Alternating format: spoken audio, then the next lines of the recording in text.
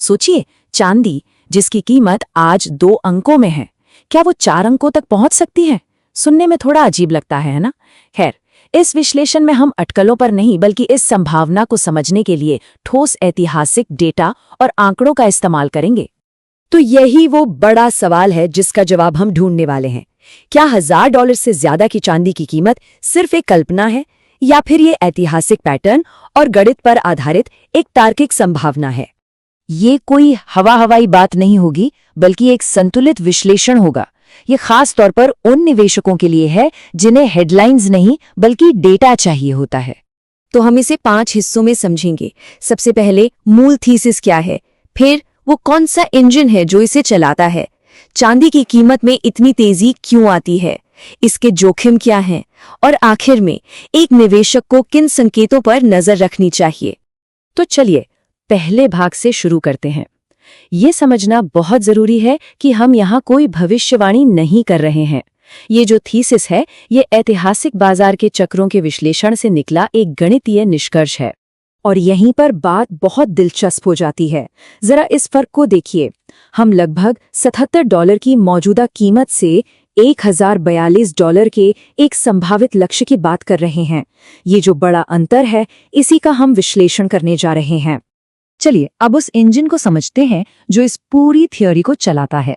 ये 2 बहुत ही महत्वपूर्ण ऐतिहासिक अनुपातों यानी रेशियो पर आधारित है, जो हमें बाजार के लंबे चक्रों के बारे में बहुत कुछ बताते हैं। पहला इंजन है डाउज गोल्ड रेशियो।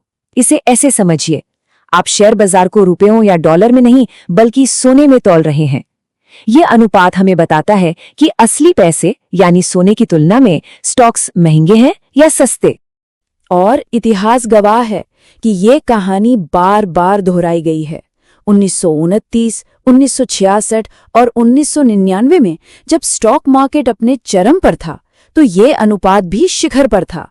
और फिर 1933 और 1980 में जब सोने का बोलबाला था, तो ये अनुपात अपने सबसे निचले स्तर पर आ गया। यही पैटर्न इस विश्लेषण की नींव है। दूसरा और उतना ही जरूरी अनुपात है गोल्ड सिल्वर रेशियो। ये बस इतना बताता है कि 1 औंस सोना खरीदने के लिए कितने औंस चांदी लगेगी। इससे हमें पता चलता है कि चांदी सोने की तुलना में ऐतिहासिक रूप से सस्ती है या महंगी। और इस थीसिस का अनुमान है कि ये अनुपात जो आज करीब 65 है, वो गिरकर 19 तक आ सकता है। और सुनिए, ये कोई मनगढ़ंत आंकड़ा नहीं है। 1980 में जब कीमती धातुओं का पिछला बड़ा बुल मार्केट अपने चरम पर था, तब ये अनुपात गिरकर 14 पर आ गया था। तो सवाल ये उठता है कि इन साइकिल्स में चांदी सोने से भी ज्यादा तेज क्यों भागती है? इसके पीछे चांदी की कुछ खासियतें हैं जो इसकी कीमत में जबरदस्त उछाल लाती हैं। इसकी सबसे बड़ी वजह है साइज। देखिए, सोने का बाजार $10 ट्रिलियन से भी ज्यादा का एक महासागर है, और चांदी वो महज $50 बिलियन का, मतलब एक स्विमिंग पूल जैसा। अब जरा सोचिए, जब दोनों में एक बाल्टी पैसा आता है तो क्या होता है? महासागर में तो कोई फर्क नहीं पड़ता, लेकिन पूल का पानी उछल जाता है। चांदी की कीमत पर ठीक यही असर होता है। दूसरी वजह है इसकी डिमांड। सोना मतलब इन्वेस्टमेंट, लेकिन चांदी के 2 खरीदार हैं, एक तो निवेशक और दूसरा इंडस्ट्री। सोलर पैनल से लेकर फोन तक हर इलेक्ट्रॉनिक चीज में चांदी चाहिए। ये दोहरी मांग इसकी कीमत पर और भी ज्यादा दबाव डालती है। देखिए, एक अच्छा विश्लेषण वो होता है जो सिर्फ अच्छी बातें ना बताए बल्कि जोखिमों पर भी बात करे। तो चलिए ये भी देख लेते हैं कि अगर ये थीसिस पूरी तरह से सही साबित नहीं होती तो क्या हो सकता है।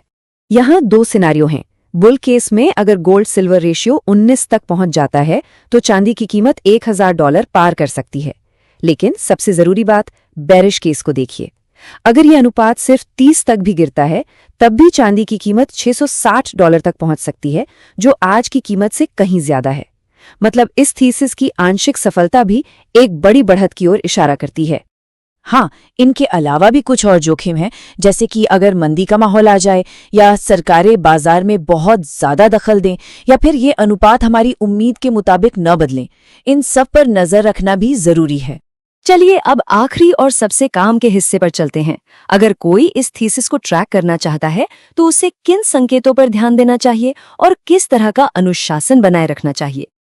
तो ये है आपका एक तरह का डैशबोर्ड। बस इन 3 चीजों पर नजर रखनी है।